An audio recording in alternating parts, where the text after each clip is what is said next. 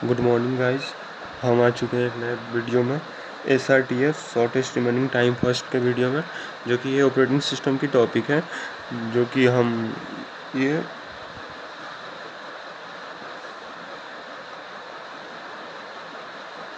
Operating system का topic है। ठीक है, तो हम आज पढ़ेंगे कि SRTF shortest remaining time first कैसे निकालेंगे। इसी का टाइप है हम लोग SJF जिसको बोलते हैं, जैसे कि इसको शॉर्टेस्ट जॉब फर्स्ट बोलते हैं, शॉर्टेस्ट जॉब फर्स्ट। इसी का टाइप है, ये नॉन प्रिमिटिव है, प्रिमिटिव है, ये नॉन प्रिमिटिव है, और ये प्रिमिटिव में आता है। ठीक है, प्रिमिटिव में आता है। ठीक है, हम लोग प्रोसेसर दिया हुआ है P1, P2, P3, P4, P5, P6। फिर अराइवल टाइम दिया 0, 1, 2, 3, 4, 5, 6, 7, और ब्रश टाइम दिया 13, 11, 8, 6, 3, 1। ठीक है, इसको हम लोग पहले कंप्लीटेशन टाइम निकालेंगे, फिर टर्न अराउंड टाइम निकालेंगे, फिर वेटिंग टाइम निकालेंगे। ठीक है, उसके बाद हम पहले एक गैंट चार्ट बना लेते हैं। जैसे गैंट चार्ट ये कुछ इस प्रकार का, जो कि आप देख सकते हैं। मैं गैंट चार्ट बना लिए। पहले देखो, इसमें फर्स्ट प्रोसेसर कौन सा होता है, पहले P1 जिसका अराइवल टाइम 0 होता है, जिसका अराइवल टाइम 0 नहीं, जिसका अराइवल टाइम सबसे कम होता है। तो सबसे कम क्या है, 0 है। P1 का सबसे ज़्यादा अराइवल टाइम कम है, तो यहाँ से P1 आएगा, 0 से स्टार्ट होता है। और प्रिमिटिव में क्या होता है कि हम लोग एक एक अराइवल टाइम के लिए चलाते हैं, मतलब उसका ब्रश टाइम एक के लिए ही चलेगा, तो यहाँ एक ही होगा, एक एक करके चलाएंगे। ठीक है, एक बार में हम पूरे नहीं चलाते हैं, वो नॉन प्रिमिटिव में होता है। ठीक है, हम लोग एक एक करके चलाएंगे। यहाँ P1 है, इसका ब्रश टाइम कितना हो गया, 12 हो गया, तो यहाँ पे हम लोग ब्रश टाइम लिखते जाएंगे। इधर लिखते हैं P1 इक्वल टू, इसका ब्रश टाइम कितना हो गया, 12 हो गया। ठीक है, फिर 1 पे कौन सा प्रोसेसर रेडी हो गया, P2 भी रेडी हो गया। ठीक है, P2 रेडी हो गया। P2 के लिए कितना चलाएंगे, एक। P2 का अराइवल टाइम 1 है, यहाँ पे हो जाएगा एक P2 के लिए चलाएंगे। ठीक है, फिर यहाँ पे अगर यहाँ पे 2 लिखिए। ठीक है, फिर यहाँ पर 2 के लिए कौन सा रेडी है, 2 के लिए नहीं है, 3 के लिए P3 रेडी है, लेकिन फिर 2 के लिए कोई प्रोसेस रेडी नहीं हो रहा था, फिर हम P2 को ही चलाएंगे। P2 को एक के लिए और चलाएंगे, क्योंकि यहाँ पे 3 लिखेंगे। यहाँ पे P2 2 चल चुका है, तो यहाँ पे 9 हो जाएगा, 11 के जगह पे 9। 2 ब्रश टाइम यहाँ पे यूज़ हो गया, एक ब्रश टाइम इसमें यूज़ हो गया, तो 12 हो गया, इसमें 9 हो गया।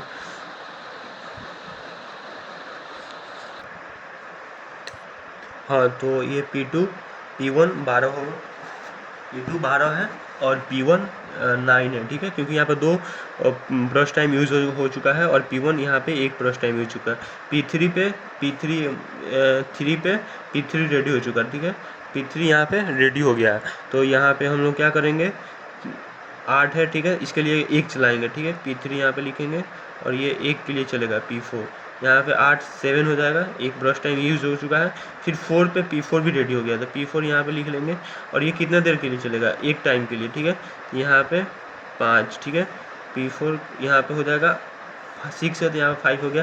लेकिन देखेंगे P5 ये 5 पे कोई भी प्रोसेसर रेडी नहीं हो रहा है, तो यहाँ पे क्या करेंगे, 6 पे रेडी हो रहा था, फिर एक बार और P4 चलाएंगे हम लोग यहाँ पे 6 के लिए। ठीक है, 6 के लिए, तो यहाँ पे कितना हो जाएगा, 4 हो जाएगा। ठीक है, क्योंकि 2 चल चुका है, ब्रश टाइम यहाँ पे 2 चल चुका था, यहाँ पे 4 बचेगा। ठीक है, फिर उसके बाद हम क्या करेंगे, P5 6 पे P5 रेडी हो गया, P5 रेडी हो गया। ठीक है ना, 6 पे, तो यहाँ पे 3 है। ठीक है, तो इसके लिए हम 1 चलाएंगे, P5 1 7। ठीक है, फिर यहाँ पे कितना बचा, 2 बचा। फिर P6 के लिए 1 है, तो 1 P6 के लिए चला देंगे, 8 हो गया। ठीक है, P6 8 हो गया। ठीक है, यहाँ दिख रहा है, हाँ ठीक है, P6 8 हो गया, यहाँ पे 0 हो गया, P6 0 हो गया। ठीक है, अब हम देखेंगे, अब कंपेयर कराएंगे। ठीक है, कि किसका ब्रश टाइम कम है, उसको हम इन लोग यहाँ पे लिखेंगे।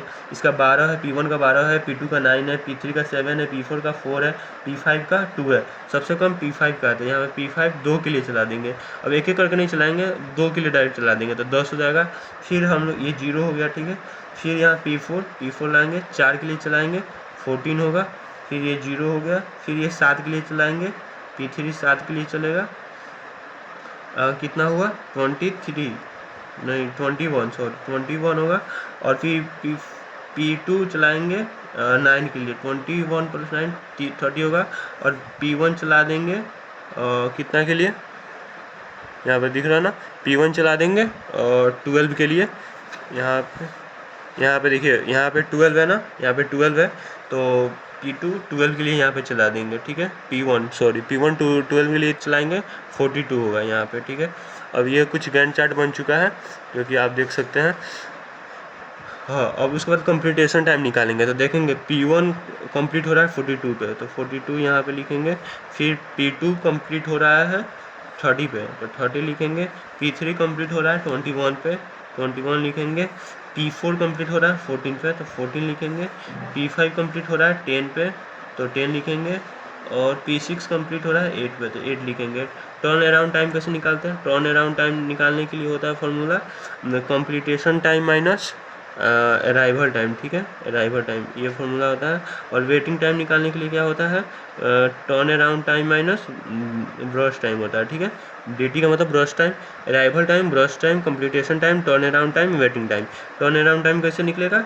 42 में से 0 को माइनस करेंगे, 42 आएगा turn around time. Completion time minus arrival time होता है, ठीक है।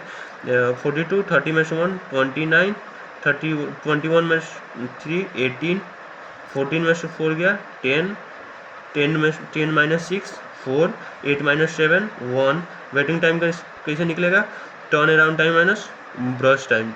टर्न अराउंड टाइम 42 में से 13 गया 19,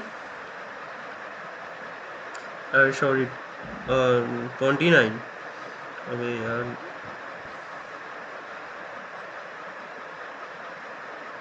29।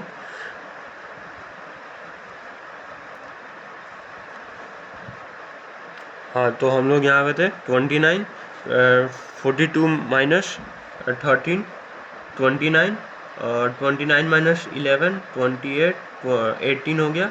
18 में से 10, 10 माइनस 6 4, 4 माइनस 3 1, 1 माइनस 0, ठीक है। एवरेज कैसे निकालेंगे? एवरेज टर्न अराउंड टाइम, ठीक है। तो एवरेज टर्न अराउंड टाइम कैसे निकलेगा? सबको सम कर देंगे, 42 plus 29 plus 18 plus 10 plus 4 plus 1, ठीक है। और ये जितने प्रोसेसर होते हैं उनसे डिवाइड करते हैं 6। अब हम इसको सबको ऐड कर देंगे।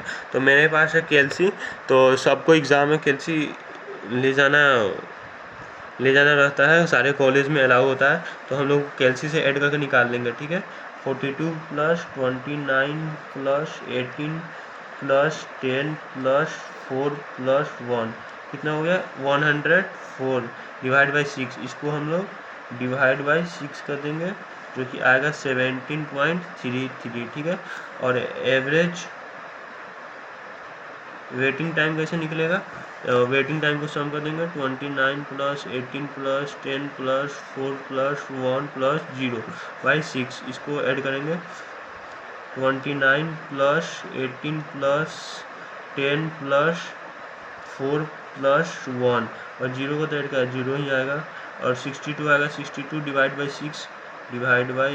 6 कितना आएगा? 10.33, जो कि ये आंसर है। और ये एवरेज टर्न अराउंड है। इसमें कभी कभी क्वेश्चन में पूछ देता है कि रिस्पॉन्स टाइम भी निकालिए। रिस्पॉन्स टाइम क्या होता है?